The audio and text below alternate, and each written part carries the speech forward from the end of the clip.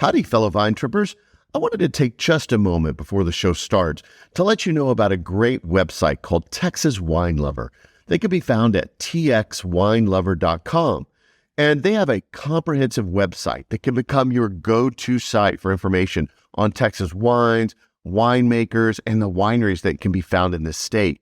They even have a phone app that you can download, and that will help you plan your route to create your own wine trip. So make sure and check them out at txwinelover.com.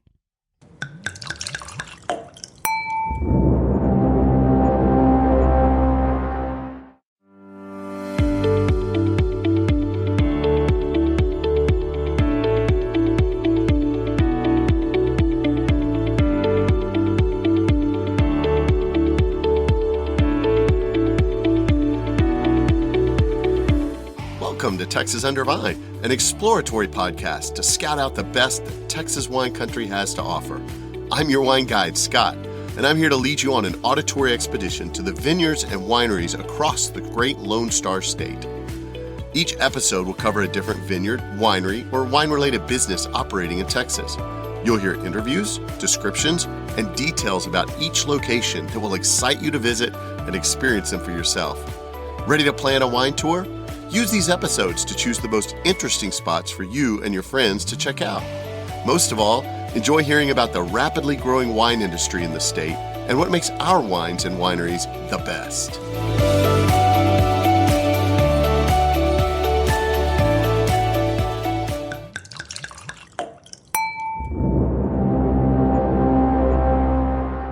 Howdy, fellow Vine Tripper. Welcome to episode 11 for Texas Under Vine. For this episode, I spent some time in a winery almost in Fredericksburg proper called Kalasi Cellars. So the location of this winery is actually really close to the urban area of the city of Fredericksburg. I actually thought I had gone too far when I was driving there and maybe missed my turn. As I kept coming in out of the wine road area where a lot of the different vineyards and wineries are, I began to emerge into the outskirts of the city, and I thought, well, did I go too far here? But I trusted my GPS, and I'm glad I did, because Kalasi Cellars is nestled right into a sweet spot on 16 acres right on the edge of the city. The owners, Nikila and Greg Davis, benefit from their family-owned vineyard, Nara Vineyards, up in the Texas High Plains. You'll hear more about their story in the interview. Unlike our American-style pronunciation, the correct pronunciation is actually Kalasi Cellars. It's from the Telugu language in India. You'll hear again in the interview that I continually botch the name with my Texas pronunciation. I don't know how many times I tried to say Kalasi Cellars, like some Texan hick. No, it's actually Kalasi is the way it's pronounced. And again, you'll hear more about the story of that name from Nikila herself. She did want to bring in items from her Indian heritage to this winery. You're going to see that in the decor. You'll see it in some of their food tastings, things like that. It's a really neat influence and a very different type of experience than you might get in just a standard winery. They're actually one of the few producers in the area making a Giraldago varietal wine. It's not one that you see very often, and so it's a great chance to be able to taste something that you may not have ever tasted before. They love to host events with Indian themes as a great way to experience that culture. They even do a really cool food and wine pairing on Fridays and Saturdays, and so you kind of get to see the pairing of those flavors and those bites with the different wines. They also have some Indian-inspired small bites available through other times of the week. When I visited, I got to spend some time with Nikila and Greg, the owners of Kalasi Cellars. So let's hear from them.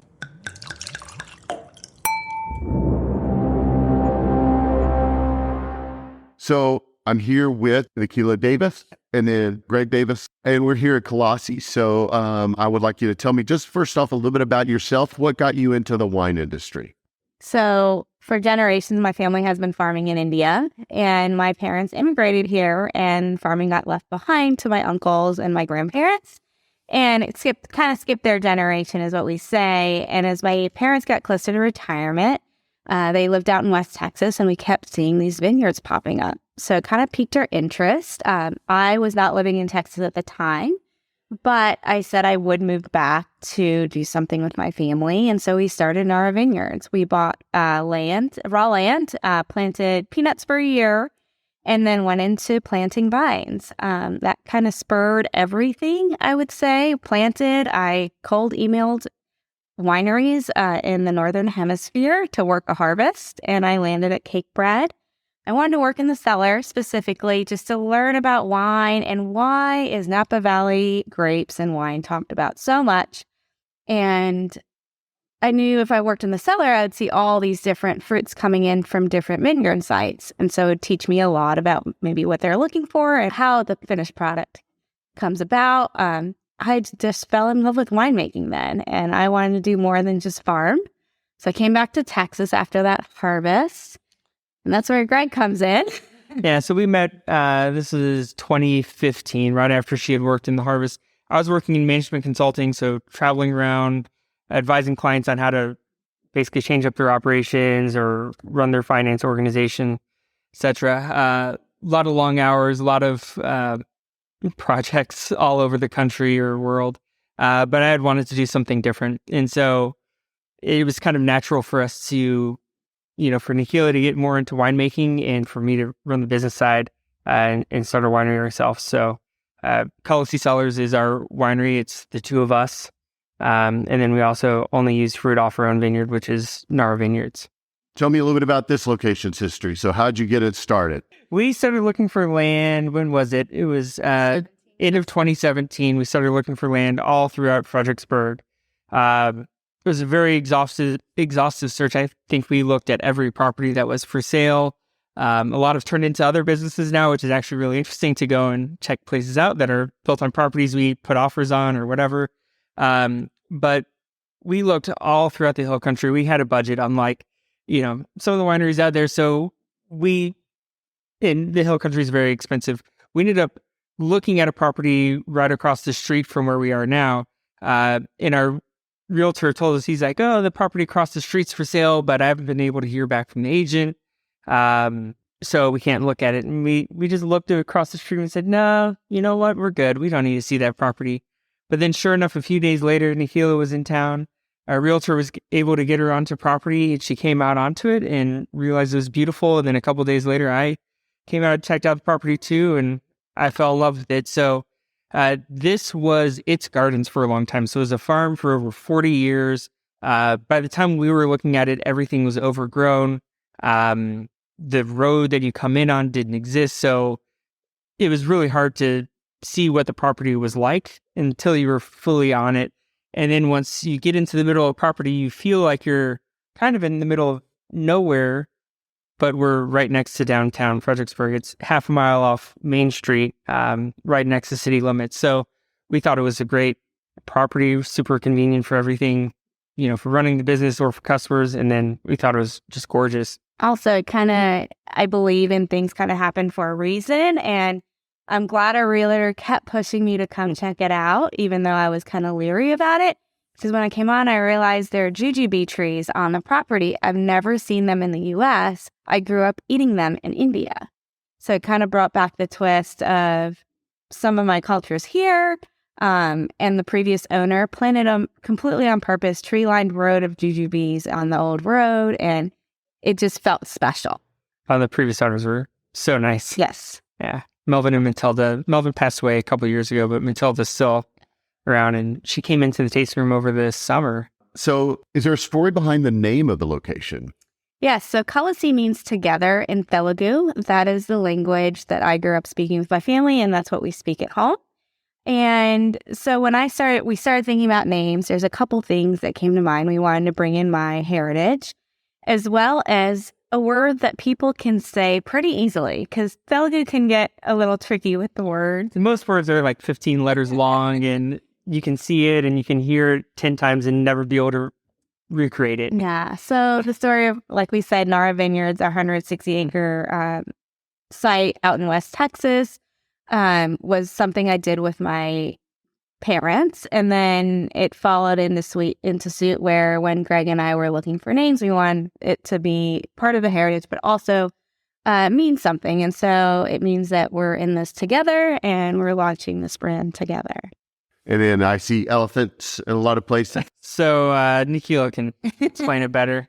So we picked the elephant because it signifies a lot in India. You see it throughout India, but the big story behind the elephant is that they are gentle giants and they remove obstacles, but do it very gently. All right. Well, you talked, I think, a moment ago about Nora and you getting your grapes there. Is that the only place that you source your grapes? We are. So we grow 140 acres. We have 140 acres under vine out there producing, and we have 160 acres total. We sell to about 20, 25 different wineries, depending on the vintage, but we try to keep the best of the best source. And then in the future, we do have a small vineyard planted here in Fredericksburg, and we'll use that for a higher-end line of wine that we're going to do. What type of grapes do you typically grow out there? This is getting more into the Nora Vineyards thing, I think, but what type of grapes do you typically have out there? So we have, we're known for a lot of clones of cabs, so we are focused on clonal cabs. But we're also really well known for our Giraldago. We were the first ones to plant it in Texas and to release 100% Texas wine out of it. We grow a lot of Spanish as well as Italian varietals. And then do you process all of your grapes, everything here on this location on site here? We do. We have full production. You drive right past it, past the vineyard before you get to the tasting room. We make the call on when to pick out there. We arrange trucking and everything comes in here to get produced in-house. Yeah, one of the things we did this year is we were the first winery in Texas to introduce optical sorting for our wine. So we purchased a Blanc optical sorter. It's a piece of equipment that you'll see at higher-end wineries in California, Oregon, Washington, France, etc. And basically, we use a camera to scan every piece of fruit that comes off our vineyard, and we determine if we want to keep it in the bins that we end up fermenting into wine. So if anything is underripe, stems, other things we don't want to ferment into wine, we can remove it. So that's a nifty tool we have now at our disposal. And at that point, it's our third pass through sorting. We make hand passes throughout the season. Then we have an onboard destemmer on our Blanc harvester. So that's another sort. That's our second sort. And the third one is here at the property. We do a final sort because we are working on trying to make the highest quality wine that we possibly can. What are your favorite wines that you make? I'm very excited about our Giraldago. I think as soon as we planted it, I was excited to see what the fruit would do. And then being the first, but I love the chocolate notes with a little bit of tobacco that you get off of it. It's a big red wine. And my other ones we're about to release a true Bordeaux blend. And I think clonal cabs are my other, I guess that's three, but I like big reds, and the Giraldago and our Cabernet are really showing nicely. For a long time, mine was our Carmenere. Now it's shifted. Sagrantino is definitely my favorite right now. And then what are your customer favorite wines? What are the ones that people just rave over and keep coming in and it's hard to keep on the shelf? Be the Giraldago and I would say Malbec or Merlot, depending on the weather and how people are feeling. But Malbec and Merlot are big customer favorite. Yeah, I think the Merlot has unseated the Malbec a little bit. But Carmenere is also really popular. Giraldago is really popular. Our Radi Italia, which is a blend, that's Giraldago, Sagrantino, Sangiovese, that's been very popular lately. What other types of events or attractions or amenities do you have here that people like to come? So it's really nice because we do have 16 acres right next to town. So we're really convenient to Fredericksburg, but also in between San Antonio, Austin, and of course we have Houston coming in. So I think our location is really nice. And then the fact that you can sit outside, but we also have plenty of space indoors for bad weather, whether it's cold or rainy. We try to stay on Indian themed as much as possible. So we are bringing a little bit of our holiday traditions. We just had our Festival of Lights, which is Diwali for us Hindus. And it's about good winning over evil and just having a great time. We had brought in a big chef from Houston. She was on Top Chef and has won episodes, beat Bobby Flay and was on Chopped. She won Chopped, actually. So she did food stations with our wines, and we paired them up really nicely. And other than that, we did 2 anniversary dinners with her. The year before, we did a different anniversary dinner where it was more of kind of a festival last time. But we always try and stay on theme with having Indian influences in everything we do. Although we can't ever overdo it too much because we have to ease in some of the spices and, can't go full on spice level.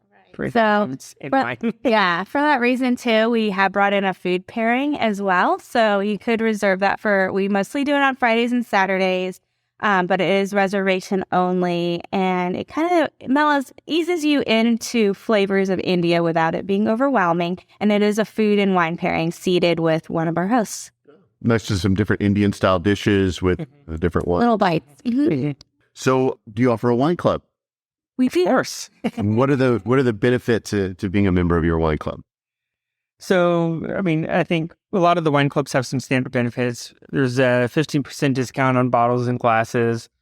We do quarterly shipments. And then we have pickups for our members. And then all these events that we've been talking about, so anniversary dinner, Festival of Lights, we do some strong discounts for club members.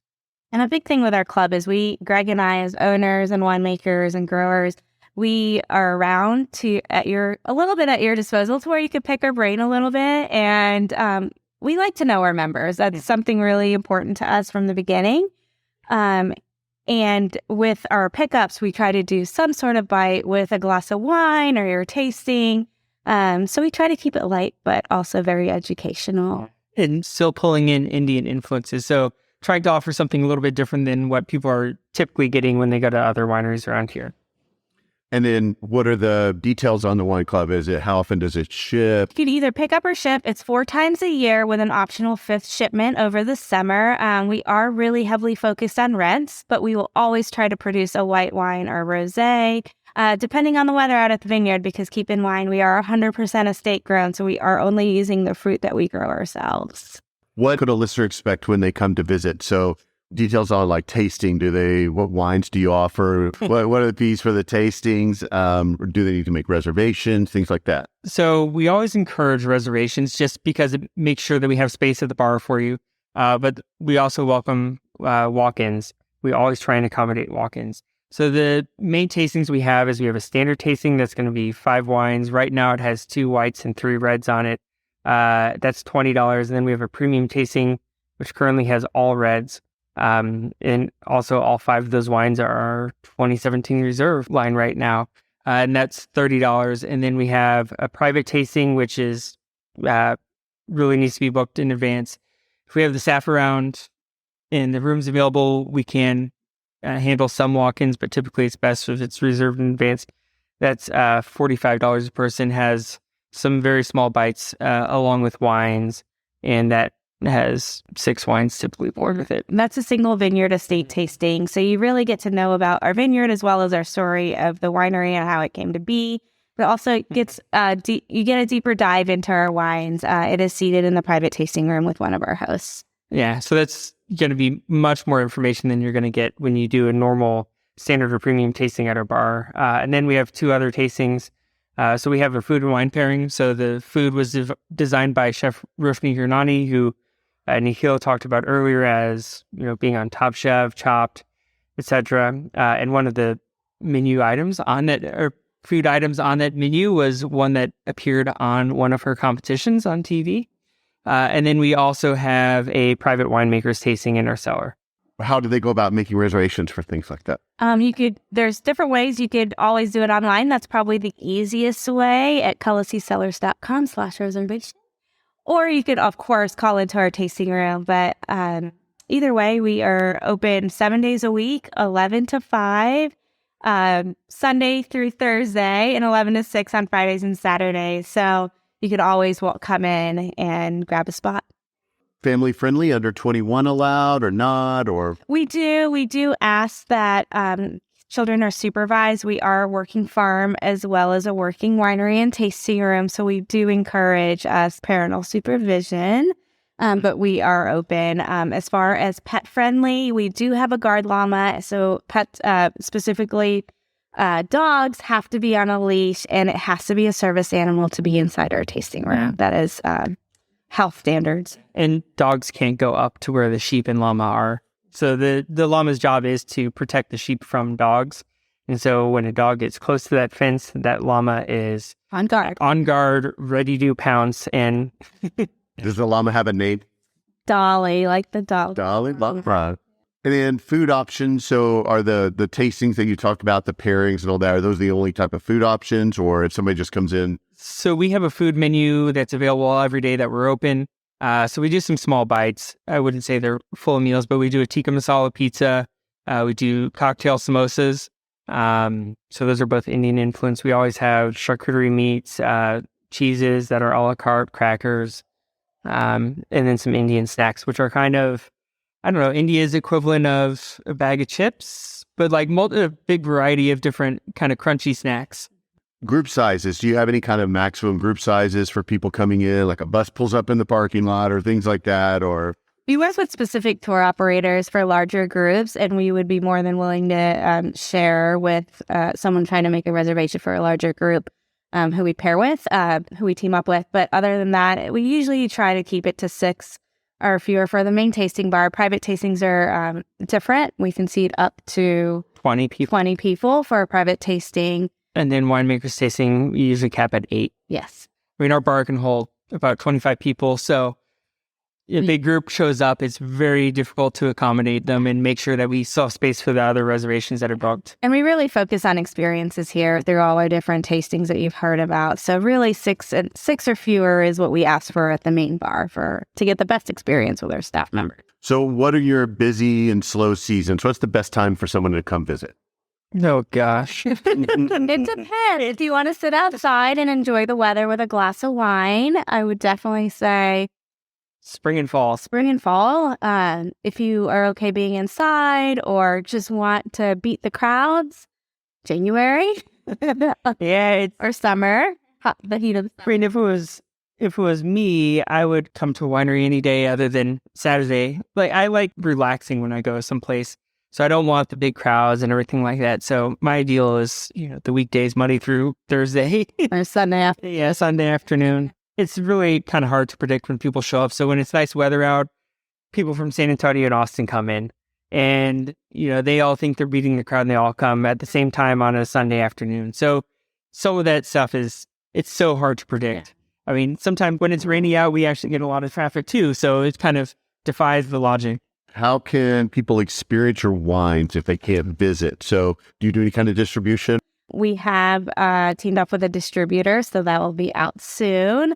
Otherwise, we are also online through our website. We do ship to over 30 states as well as all over Texas. So you have different ways of finding our wines. And we are in some restaurants in town. Okay. So if somebody wanted to say, I can't necessarily get there, but I want to try it out, they can go onto your website and order and all that. Absolutely. Do you have any plans for future growth? We do, as far as planting maybe some more vineyard, as well as our production changing. We also have another wine, a higher end wine that we've been working on, especially with the optical sorter. That's going to open up the envelope a little bit more to making a very high quality wine with what our vineyard practices as well as our winemaking practices. So it will be the best of the best, very low yield in the vineyard. So we're talking a ton and a half to the acre in that bottle. Versus our average right now could be about 3 tons, depending on the varietal. And I know Texas's average is a lot higher, but we are very focused on making high quality wine at low yields. So what, in your opinion, is the number one reason that somebody who's listening to this episode might want to come in and check out Kalasi Cellars? Our sustainability practices, I would say, would be your number one reasons to come here, to learn more about how we're making the wine we are. We open up the envelope a little bit more when we started. When I started, I wasn't a farmer in Texas. I was working in corporate America, and I was a teacher at a college as well, public relations. And so when I came in, I knew the number one thing is you have to differentiate yourself. There's so many wineries that you could pick from. And for me, it's about what I can do to be more gentle to our planet, while still making, like I said, high quality wine. That is something I really wanted to focus on, and that to be our niche when we were going to start selling our wine. So what are some of the things that you're doing for sustainability? We don't spray any pesticide or herbicide. A lot of people then ask me, well, are you organic? We don't say we're organic because you never know. If a big hailstorm comes through or a ton of rain and we have to do something to save our crop, we have to. but we are right now pesticide and herbicide free. We have Southdown English baby dolls out in our Fredericksburg vineyard that help with our weed eating. And so when vines get a little bit bigger, they'll be able to do more in the vineyard. Right now, they're so small still that they'll eat up everything. So sheep, the spray practices that we do, we don't overload our vines either. We try to drop fruit early on in the season to where everything goes back into our soils, and we compost. All the material that we make into grapes as well gets put through compost. It gets sent back to the vineyard, and that's where the process starts over. So we're always just trying to put it back in the earth, the good things, the good, so that we can get better and better crops. I think the only thing is we've always also wanted to make sure everyone feels welcome here. And so I hope everyone comes out and checks us out. Give us a chance to pour you some wine and tell you a little bit more about us.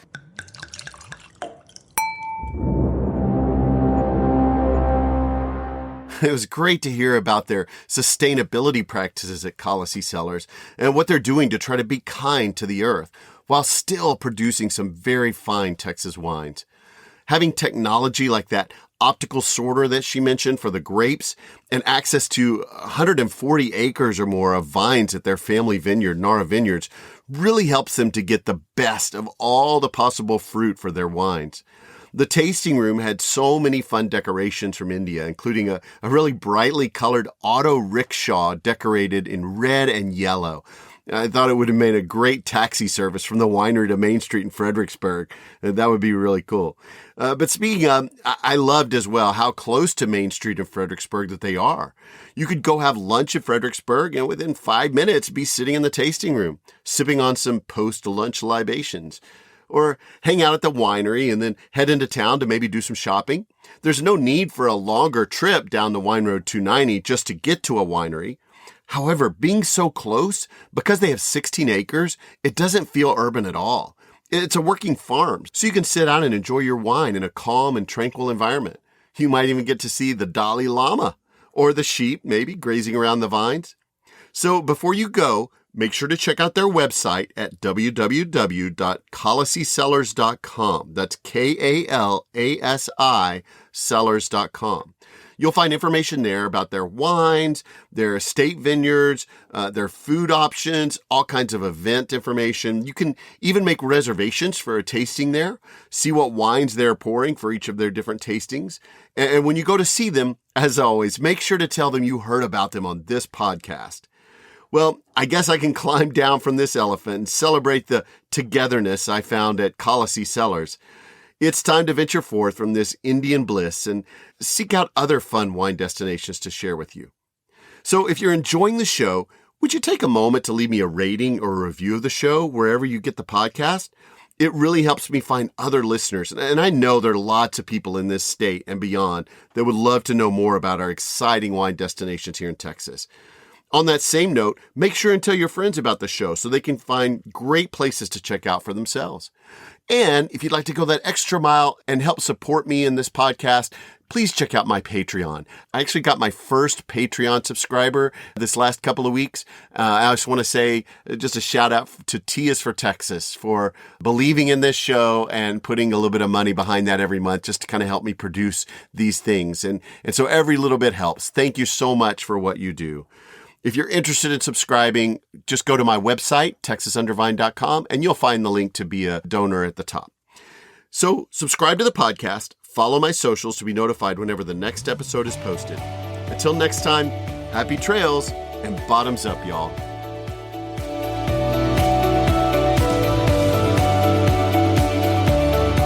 Thanks for listening to Texas Under Vine. We strive to provide you with the best information about wine businesses all over Texas.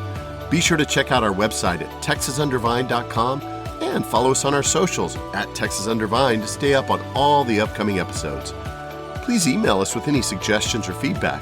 Also, contact us if you're interested in donating, sponsoring, or advertising on the podcast, just to help us cover our expenses and bring even more great info to you in future episodes. Above all, travel safely, and most especially, drink responsibly.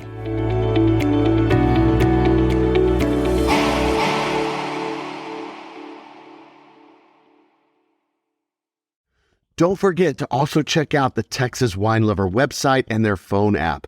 If you want to plan a trip to the wine destination I talked about in this episode, the site for Texas Wine Lover and their phone app that you can download will really help you organize a trip so you can go see them. You can check out all of the goodness that I got to experience while I was there. But as you're planning your trip, while you're on their website or their app, you can also find out things like accommodations, restaurants, and even some fun events and things that are going on at the wineries, and maybe even find one that you want to experience as part of your wine trip that you never even expected. So check them out. Again, it's txwinelover.com.